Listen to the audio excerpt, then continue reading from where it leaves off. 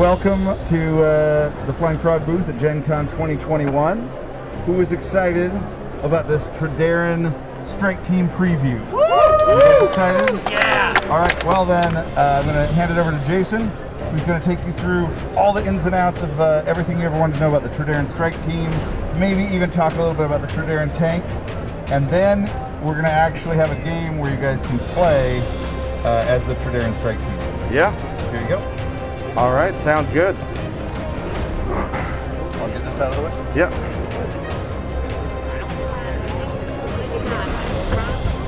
All right, so I know you guys are probably excited to see some of this stuff, so I'm going to talk about it for a little while, and then I'm going to go ahead and have some of the cards out so people can come up and flip through stuff, take a look at it up close and personal, and then we'll actually sit down and do a demo game like Scott was mentioning.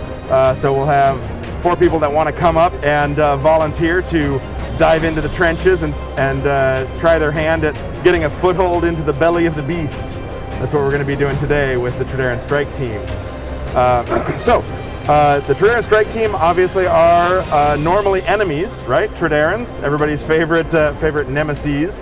But the Strike Team allows you to actually take on the role of the Trederrans and do all your nefarious plots and your special ops missions out into any of the other worlds that exist in the game. So just like the Vikings and the Conquistadors, they are a team hero, which means that all of them are Trederrans, but they also all have a subclass. So there's 4 different subclasses of Trederran Strike Team. You have the classic Legionnaire, Trederran Legionnaire, who's like the veteran trench soldier who can get the job done. He's kind of the no-nonsense best fighter of the group, but he's a little bit slower because he's kind of methodical in how he does his combat. You also have the Trederran Sergeant, and he's like the leader of the group, kind of passing out orders and helping everybody make the Black Ops that they're on more successful. You have the Trederran Engineer, who's basically the one who's kind of stealthy, moving in the shadows, getting things done with kind of stealth and sabotage. And lastly, you have the Trederran Specialist, who basically is the special weapons master in the group, and so he actually gets to use Trederran weapons of war that are designed just for your heroes, and he can choose which weapon of war he wants to bring along for each adventure. And so you've got a pool of weapons that you can choose. So much like the Trederran enemies have those weapons of war they can bring to bear against you, the Trederran Specialist can choose the right tool for the job for each mission that he's going on. And you can see the figures here, as Scott was mentioning earlier. The Sergeant actually has 2 different poses. You have the male and the female. Because they have no helmet and are a little bit more lightly armored, you can tell the difference between the male and female Trederrans for that. And then you also have the figure for the Legionnaire that does double duty as male or female, the Specialist, and the Engineer. So I was going to go through each of these guys and talk a little bit about what makes them special in the group and why that you'd want to play one of these guys over any of the others. But before I jump into the specifics of each one, I'll talk a little bit about the Trederran Strike Team as a team hero. So just like the Conquistadors and the Vikings, they get Trederran team abilities. So the team abilities cards are basically a pool of special cards that team heroes get at the start of each adventure. You shuffle up these cards, and you get one in the pool for each Trederran in the team. And then those pool of cards you can pull from during the game for one-off special abilities. Now, with the Vikings and the Conquistadors, there's one deck of 12 cards these are the 12 Viking team abilities. These are the 12 Conquistador team abilities. With the Trederrans, much like the enemies that you fight, they have Trederran factions. So the Trederrans come from different nations. And so you can choose which nation you want to be from at the start of your building your team, and that can affect which team abilities you have access to. But they also, these team nation cards, the faction cards, actually have bonuses that every hero gets. So for those of you guys that are familiar with the Trederran Veteran Hero class that was first released as part of the Forbidden Fortress Kickstarter, they also had faction cards like this. and each of the nations would have a different ability. These are new abilities that are specific for the Trederran Strike Team, but they work the same way as that Trederran Veterans faction ability. So for instance, you could see the Union here. You could be part of the Union, which is one of the Trederran nations, and it says on here, it's got some description about the Union, and then it says, supply lines. Once per turn, you can spend 3 strike to gain a starting side bag token of your choice. We'll come back to what strike is in a second, but it's an ability token. And you've got higher ideals. Whenever you would take a corruption point, prevented on the d6 roll of 5+. So the idea is that the Union is very well stocked and well supplied, and they also try to be the best Trederrans they can be. They want the best for their planet and their nation, and so they have higher ideals than most of the other Trederrans that are more warlike and specifically out to cause trouble and steal resources from the other Trederrans. So when you're creating a team, you can choose whether you want to have all of the team be from a single nation, or you can do a combined arms team where you actually have different nations represented amongst the team. So when you choose, whoever is from a particular nation gets those abilities, and you can have multiple nations represented. There is one drawback to that, and I'll come back to that in a little bit, but it means you're not quite as strong a fighting force working together when that happens. So I mentioned strike in there amongst that. So strike is a new ability token that the Trederran Strike Team has, kind of like a Samurai's Fury or like the mana for a magic user. And you may be familiar with Rage that Vikings have, or the Ambition that Conquistadors have. Well, Strike is a little bit different. Strike is a little bit more of a tactical bonus. It's each of the Trederran heroes has a max strike value. Usually they range from 4 to 6, and strike basically has 4 different things that you can do with it. You don't start with any strike. Instead, every time you successfully roll the Hold Back the Darkness roll, every Trederran gets 1 strike token. And strike can be used to either prevent a wound or sanity damage, so you spend a strike to prevent a damage, or to give you +2 move, or you can spend 2 strike to add a die to a skill test, or to re-roll it to hit roll even if you've already re-rolled that die. And you can do that multiple times as well. So that's a lot of stuff that strike can do, and part of the point is that strike is really representing that these guys are a special ops tactical team, and they can use the resources they have, their training and their abilities, to try and do exactly what they need to do to get the job done for the mission that they're on. So do you need to move faster? Spend your strike on moving across the board. Do you need to set up toxic gas cloud generators to drive people out of the area? Use your strike to roll extra dice on skill tests. Or is it just a meat grinder where you're trying to take out enemies? Use your strike to reroll your to hit rolls, even if you've already used grit on them. So strike is super versatile, and there's also a lot of other ways to use strike amongst the team abilities and the gear that they have. All right, so let's see. Why don't we go ahead and talk about the different heroes. So first off, you'll notice that the Trederrans actually do have an old lantern, just like all the other heroes, but theirs is kind of a butane torch type lantern, because of course it's the kind they use down in the trenches of Trederra. And why don't we take a look at the Sergeant first. So, because these guys are team heroes, what that means is that they all have different stats and abilities, different health and defense, different to hits for their range and melee, different initiatives and different skill values, but they do share the same basic abilities box. So they all have the team hero ability that lets them draw team ability cards at the start of the adventure, and they all have the strike team ability that lets them get the strike tokens and use those. But other than that, their gear and their stats are what differentiates the different subclasses.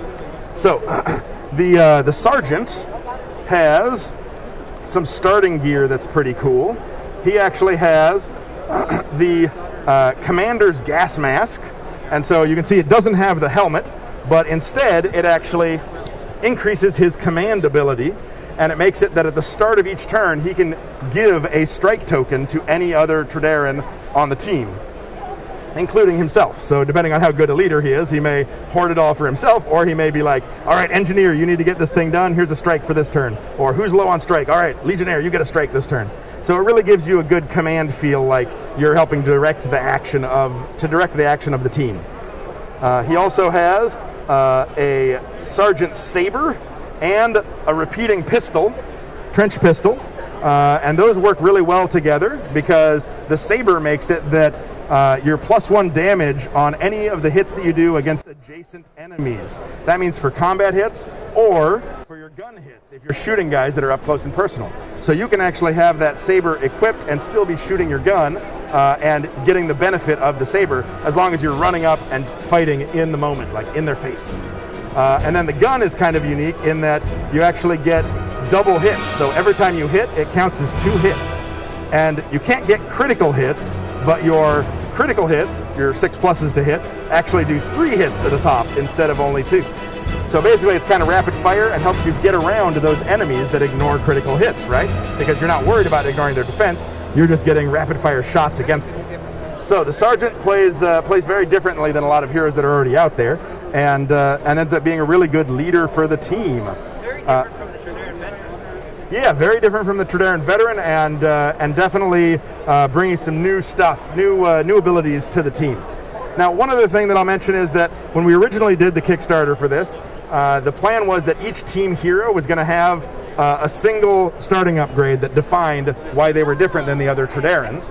But in development for it, we thought, you know what, it would actually be really cool. We had so many different ability ideas that we wanted to use. We thought it would be cool to go ahead and double that. So each Trederran subtype gets 2 possible starting upgrades, gives you extra replayability, extra variation. So the 2 for the Sergeant are pretty cool. One is called Hack and Slash, where he can basically spend strike, a bunch of strike, to get to do a melee and a ranged attack in the same turn. You can do that once per fight, but it also gives you +1 max strike, so you can hold more of those strike tokens at a time. And the other one is Tactical Leadership, where at the start of a turn you can actually tag an enemy to be flagged as the one you want everybody to attack. So everybody gets a bonus against that enemy during the turn. All right. So you can see with the Sergeant, there's lots of abilities and gear that pushes you towards kind of helping to coordinate the fight and where you want your team to move and to attack. All right. So why don't we move on to the Legionnaire? The Legionnaire, he's like the veteran soldier of the group, and he's got quite a bit of gear that he comes with. He actually starts with 4 different starting items. He's got a helmet that gives him some corruption resistance, and it also makes it that anytime you kill an enemy, you actually get to recover a strike. So you can see a theme here where strike is really important to these guys. Normally you only get it when you successfully pass Hold Back the Darkness rolls, but with a lot of the gear or abilities, it lets you find ways to reinforce the theme of your character to get extra strike. For him, it's all about taking out enemies to get extra strike. He also has a gun that lets him funnel strike into it to get extra shots. So the more stuff he kills, the more shots he can get with his carbine. Have corruption rolls? It does not, so he's actually fairly protected against the corruption from that. He also has a Trederran long coat, gives him some extra health, and he has the Pathfinder harness, which lets him start with a couple of free side bag tokens at the start of each adventure. So it lets him start with some shatter grenades, bandages, or whiskey, Trederran whiskey, of course. Comes in a little flask. Can't quite see that from this far away, but you could when you come up closer. And his 2 starting abilities lets him either have the option to throw shatter grenades as a free attack if he's a demolitions expert, or he's got a bonus that lets him reroll to hit rolls and also add extra team ability cards to the team as you progress down the depth track. So the further you get into the fight, the more he can sort of come up with new schemes to help out the team. All right. So the third guy here is the Trederran Engineer. So I think I had mentioned he's very stealthy. You can see he does not have a very good melee to hit. He only hits on a 5+, so you don't want to get him up close. You want to keep him hiding in the shadows and sort of doing kind of sabotage-like things. He's sort of a rogue-like character amongst the group. And the Engineer probably plays more differently than perhaps any other any other character in the game. And one of the reasons for that is he doesn't have the full helmet. Instead, he has a stealth hood.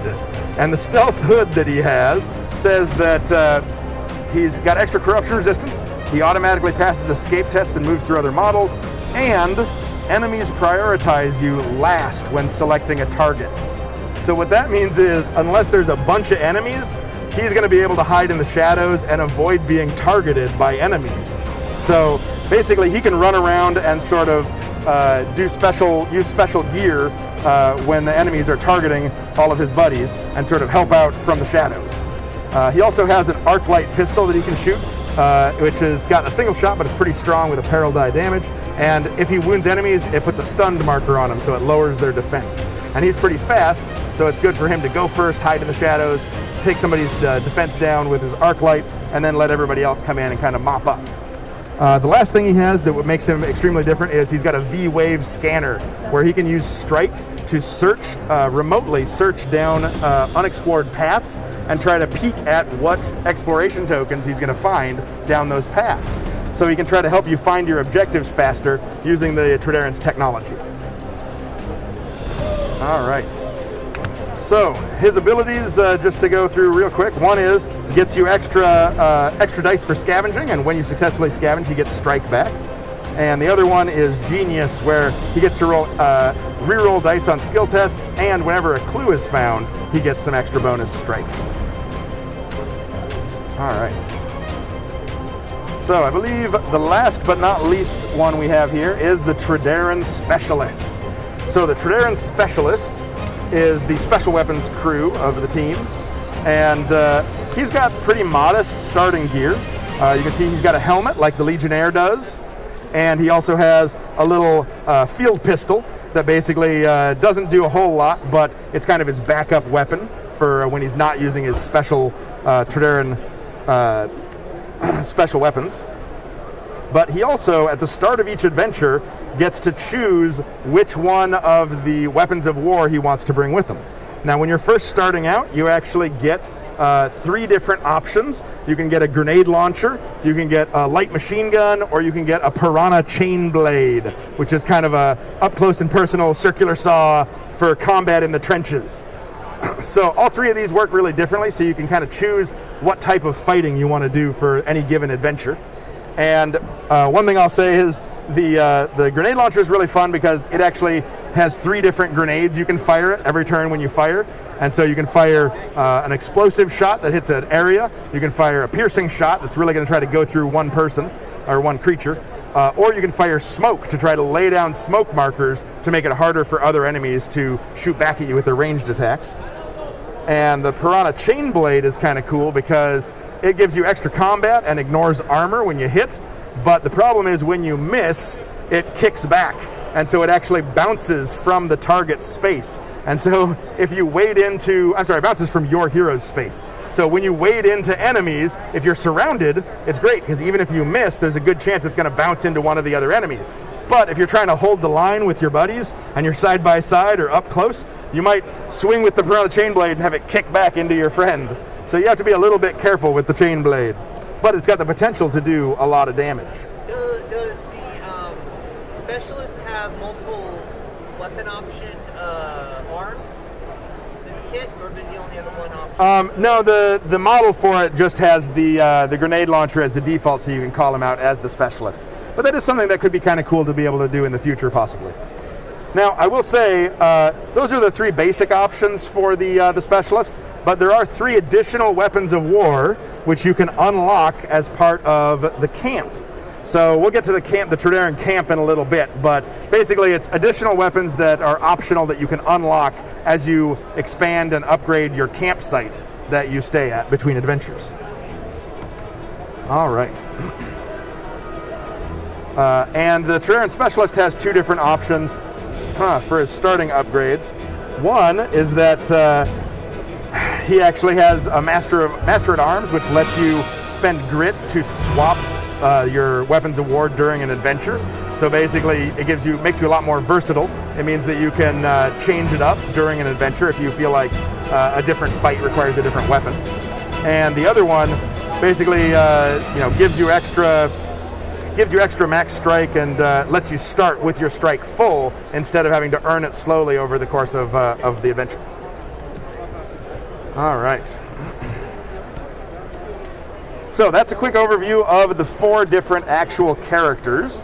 I will also say that there's a personal items deck, a Trederran personal items deck, and this is basically new cards that are different from the personal items that are part of the Trederran veteran hero. So you can actually use these on their own with the strike team, or you can mix them together if you have the Trederran veteran and actually have twice as many personal items for your Trederran heroes. And for all the heroes.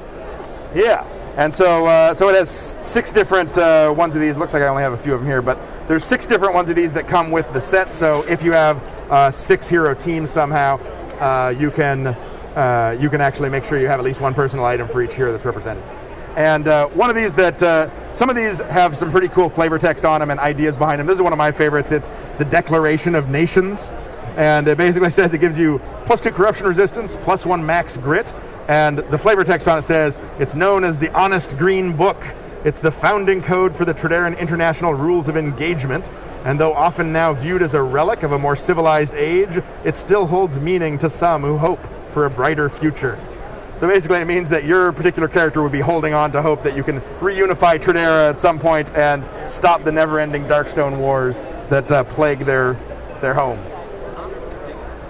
All right, so I think I talked a little bit earlier about the team abilities, and one thing that's kind of cool is that, like the Vikings or the Conquistadors, they have team abilities for the Trederran Strike Team, and the Vikings and the Conquistadors only have 12 cards each. With the Trederrans, they actually have a set of cards that are common to all Trederran nations, and they have a little Trederran head icon on them. And so these are commonly used by all the different nations. And then there's also a special set of Trederran team abilities for each of the 6 nations in Trederra. And so depending on what nation you're playing, you'll pull from the common plus your nation to see which abilities you get. Now, earlier I had said that you could have all of your characters from one nation, or you could have a mixed nation group. The downside of having multiple nations represented in the group is that it means that everybody loses a little bit of their max strike if you're split between multiple nations, because you're not as used to working together as much of a tightly formed team as you are if everybody's from the same nation. So basically, one of the things that's kind of fun with these team ability cards is it lets you really dive into the theme of any given nation. So, for instance, with the Liberation Army, who's had their nation overrun and destroyed, and now they're all kind of guerrilla fighters going around trying to reclaim their home and get revenge for losing, having their own nation be toppled. They've got stuff like a cunning ambush, where you play at the start of a fight and every hero immediately moves D6 spaces, moving through other models and ignoring escape tests. And until the end of the turn, all heroes are +2 initiative, or +3 if Liberation Army. So basically it lets you ambush the enemies, whoever you're fighting. Basically lets you leap out of the shadows to do your guerrilla tactics and get the jump on enemies. So it lets us really dive into the theme of each of the different nations and how they fight differently from one another, as opposed to all being more similar. All right. So you'll notice I have the tank here. I can talk just briefly about the tank. The tank is not actually part of the strike team. It was a stretch goal for a new XXL Trederran enemy. And it's a pretty cool vehicle. You can see it's pretty gigantic. It's big enough that it can definitely ruin your day when it comes out to fight you.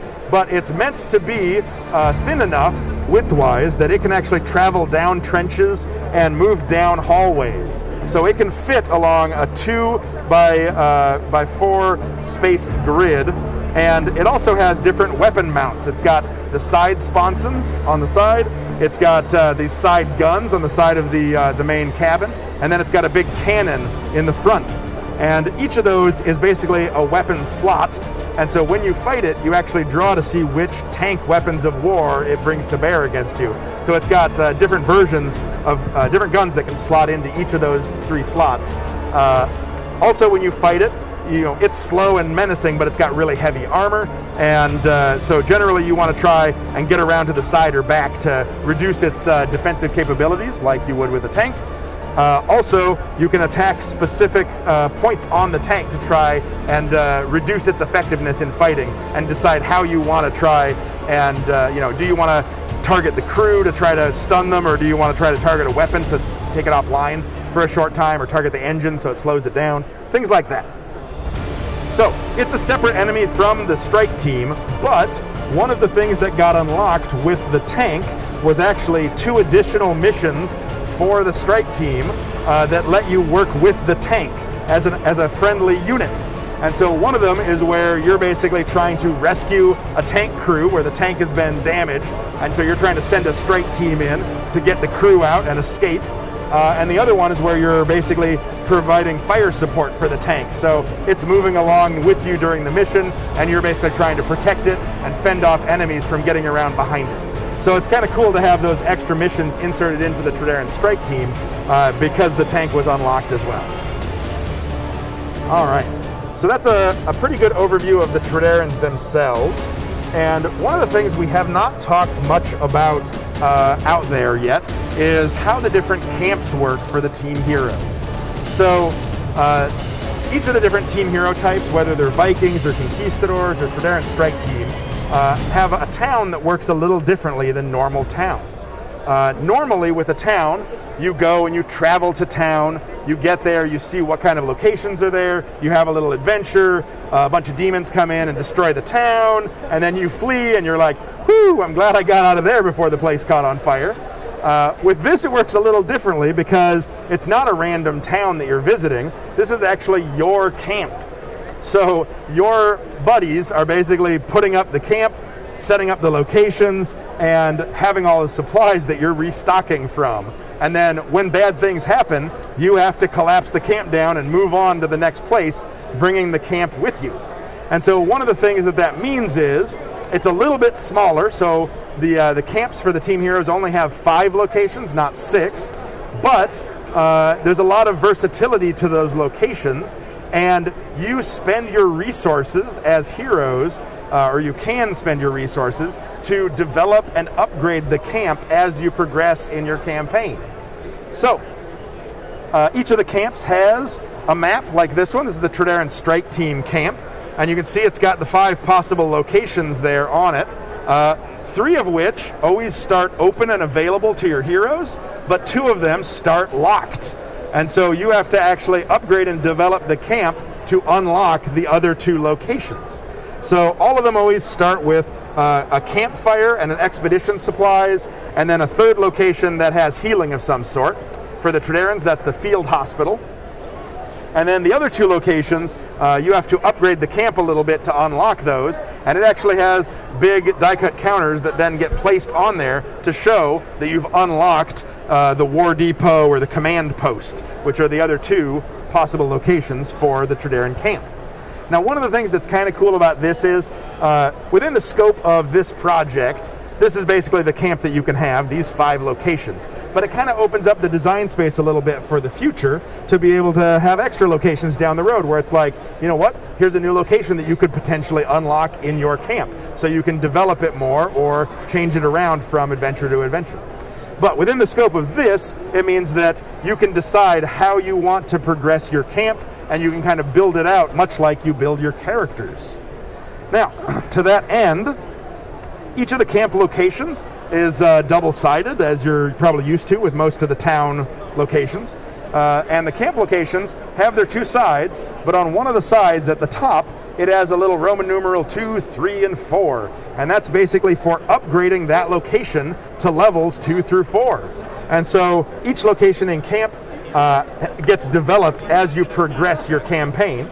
And that unlocks different abilities and different items that are available to purchase. So there's some items or abilities that are, your camps, this location, the field hospital, has to be level 2 or level 3 before this thing gets unlocked.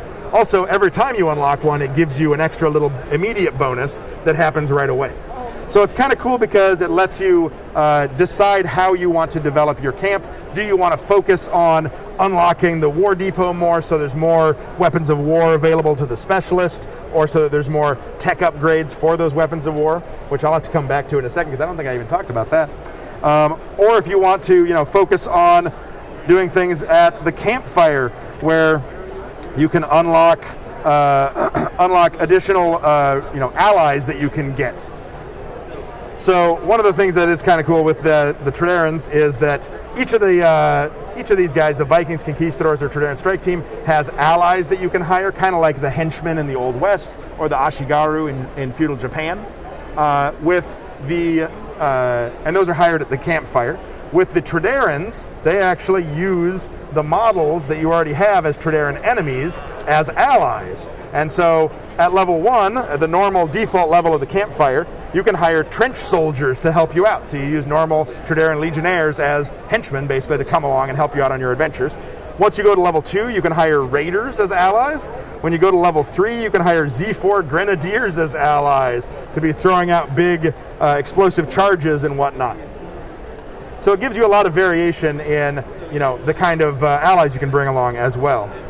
Another thing that's kind of fun is that a lot of the things in camp are specifically tagged as being for 1 or 2 of the nations. So they're actually gated behind, you must have a Foundry character on your team to get this, or you must be from the Union to get this.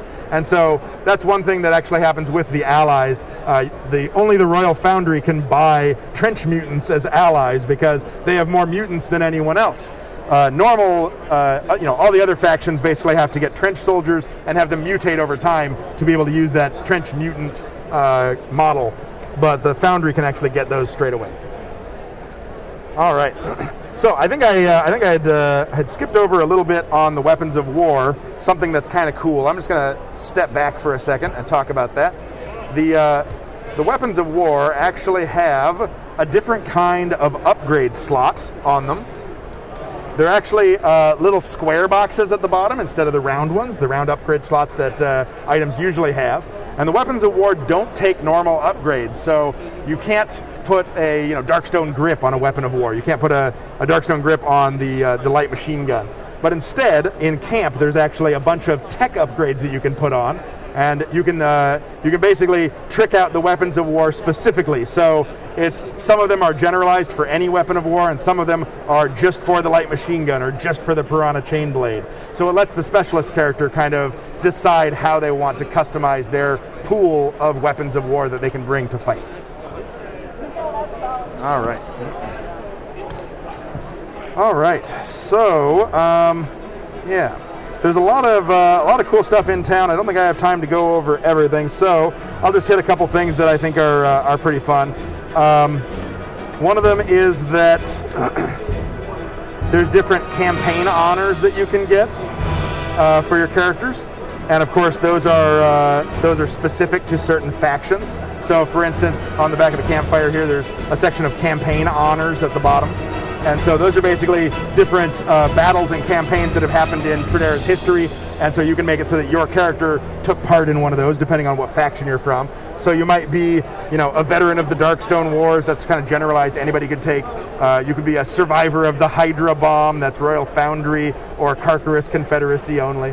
So it gives you these extra backstory for your characters, and then a little bonus of what that means. What does it mean that you were, a veteran of the Gorgon campaign, right? Also, it's a way for us to work in some of the different elements that were part of the elite charts in the Trederran enemies you may have seen. Now your heroes can be part of that as well.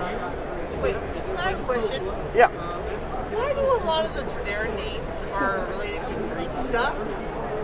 Well, because that's kind of how it translates from Trederran into Old West lingo and whatnot. So it's basically the things that people associate with. So, for instance, the veteran of the Kraken Offensive is specifically about something that took part with all the different nations of Trederra, and so it's considered to be stretched out like a kraken. And so when they translate it from Trederran into English or Old West lingo, they translate it as, oh, you mean a kraken with all these different limbs, right? All right. So I'll tell you what, I think that that covers most of what I think I have time for the campsite stuff. But I will take a few questions on this stuff, and then I figured that you guys might want to try out. One of the things at the campfire is there's a couple of mini games, like most of the towns have, some gambling mini games. And one of the ones that's pretty fun at the campfire for the Trederrans is the Trederran 5-finger fillet. So you may remember this from, say, the movie Aliens, where they put a hand down on the table and sort of, stamp around their fingers with a knife and try to go as fast as they can without cutting themselves. They basically have something like that in Trederra, and there's a mini game where you actually get to make a bet and then roll some dice under a time limit and see if you can get those dice placed between your fingers before the time runs out. So I'll take a little bit of Q&A, and then we can bring some people up and take part in the Trederran finger fillet as a little gambling mini game. Go ahead. How do you upgrade the town locations? Is money in Darkstone? How do you upgrade the town locations? That is a good question. So on that part of each of the locations where it says to go to level 2, 3, or 4, at the top of it, it says how much you need to pay in gold or Darkstone per hero in the posse or in the hero party, and then it gives you the bonuses that it unlocks when you do it. So basically, at the start of your campaign, you decide, all right, we have 4 heroes in the party, so that means to upgrade our stuff, it's going to cost this much for each location, depending on what it says on the different location cards. All right, go ahead. In between, can the strike team still go to normal towns? Can the strike team go to normal towns? So they could theoretically. It depends if you're in the world. So basically the way that generally works is when you have a character of a particular world represented, you're allowed to always go back to the town of that character. So if you had Old West heroes, you're always allowed to go back to a frontier town. If you have a party that's half feudal Japanese heroes and half Old West heroes, at the end of each adventure you could go to either a frontier or feudal village, frontier town or feudal village. So with this, it's kind of the same way. You can always go to the Trederran camp. Now, the additional rule to that is whenever you end an adventure in a particular world, you're also allowed to visit any town that's associated with that world instead. So basically, if you have Old West heroes and you do an adventure in the Forbidden Fortress, you can go to a feudal village afterward, because that's the world you ended in, or you can go back to a frontier town, because that's where your heroes are from.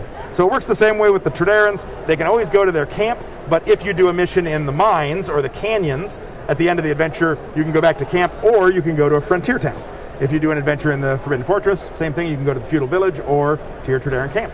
Good. So like with the other team heroes, they get to draw 4 team cards for every Trederran, 1 team card for every Trederran. Does the veteran count as a Trederran, or does he not count, but he can still benefit from it? Yeah, that's a good question. So the question was, the Trederran veteran hero is a Trederran, and the Trederran Strike Team all have the ability to draw team abilities for each Trederran in the party. So the answer to that is actually on their abilities, it specifically says Team Hero Trederran, and that ability says in it, you're allowed to draw a team ability card at the start of each adventure and add it to the pool. The Trederran veteran does not have that ability, which means he does not add a card to the pool. Is that a giant Amber Alert? Amber Alert, okay. All right, the whole convention is going to be on the lookout for somebody now. They better watch out. So to answer your question, yes, he could still benefit from any of the abilities that say gives a bonus to any hero or gives a bonus to any Trederran hero, but he wouldn't actually add a card for himself because he doesn't have that ability. But can he benefit from the cards? He can, as long as he is a hero or a Trederran, which a lot of the cards point out. This is what it, who it gives a bonus to. So like the Valkyrie or the Eternal... Yeah, a lot of times they'll say a Norse hero, which would include the Valkyries or the Norse dwarf, even though they're not technically Vikings. Yeah. All right, any other questions before we move on to the, over here? Like a Western hero goes to Trederran or Spanish or Norse, would they be able to go to the camp? That's a good question. So the question was, if an Old West hero party goes to Trederra, could they go to a Trederran camp afterward? And actually, they can't, because unless there's a Trederran hero that's part of the party. because the camps work slightly different than the towns. You can only go to the camp if you have a team hero with you as part of the party. So if you only had a Valkyrie that was with you, you wouldn't actually go to the Viking camp, because the Valkyrie is basically just traveling with your heroes. If you had a Trederran engineer that joined up with your Old West party to go out adventuring, he could take you back to his buddy's camp because he's a team hero that owns that camp. So, good question. All right, any other burning questions? No? All right. So, I tell you what, why don't we get a lucky volunteer to come on up, and let's check out some Trederran finger fillet, and you can see how this mini game works. And then we're going to bring up a few people to actually have the opportunity to sit down and play a short adventure with the Trederran Strike Team, if you would like. All right. So the way the Trederran 5-finger fillet works is, go ahead and stand on this side if you would. So go ahead and put your hand right there. So you lay one hand down on the table, and you spread your fingers out as much as you can, and then you get a small pool of dice off to the side here, and basically you're going to roll those dice one at a time. So don't roll yet. So the idea is you have 30 seconds to play a single hand of Trederran finger fillet. So I'm going to get my timer up here for you. And the way this works is you have 30 seconds. You roll a die, and then you have to place that die between your fingers into the finger slots here, either 1, 2, 3, 4, 5, or 6. And to win the game, you have to get a die in each of those 6 slots, 1, 2, 3, 4, 5, and 6 sequentially. Now, if you roll and you place a die, and you already have one there, it basically stacks up. So if you have a 2 and you roll another 2, it stacks up so there's a second 2. You lose if you run out of time, or if you ever get 4 of a kind in one finger slot. It means you stab your finger. Or if you ever get 3 of a kind in 2 adjacent slots, it means you stab a finger. So you're trying to get 1 die in each slot before time runs out or before you stab a finger. All right, are you ready? All right, 30 seconds on the clock, go! It's a 3, so he's got to put that in the right slot. So this is a little bit of a dexterity game, but also a little bit of a mental game of knowing which finger slot to put it in. He's doing pretty well. He's got 1, 3, and 4. There's a 6. He just needs a 2 and a 5. Oh, he's got a second 1. That's dangerous. All right, he's got a second 4. He just needs a 2 and a 5. He's got 10 seconds left. There's another 1. Keep it going. A 4. Oh, no. Oh, no. Another 4. Oh, and I think he just got it. He stabbed a finger. All right, so that means that he would have lost that game. I don't know why that's going off. Okay, that means he would have lost that game, and unfortunately, you wouldn't get your bet. You'd have to try again. But anytime you play Trederran Finger Fillet, you actually get some experience out of it, whether you win or lose. If you win, you get money based on how much you bet. If you lose your money, you lose your bet, but you also take some wounds because you just stabbed yourself, and those carry over to the next adventure. So it's kind of fun because it gives you a little timed dexterity mini game to see if you can stab between your fingers without actually stabbing your hand. All right. All right, well, I'll tell you what, why don't we go ahead and do an adventure with these guys. So go ahead, and who would like to play in the adventure? We can take 4 players. So we have 2 there. There's a third.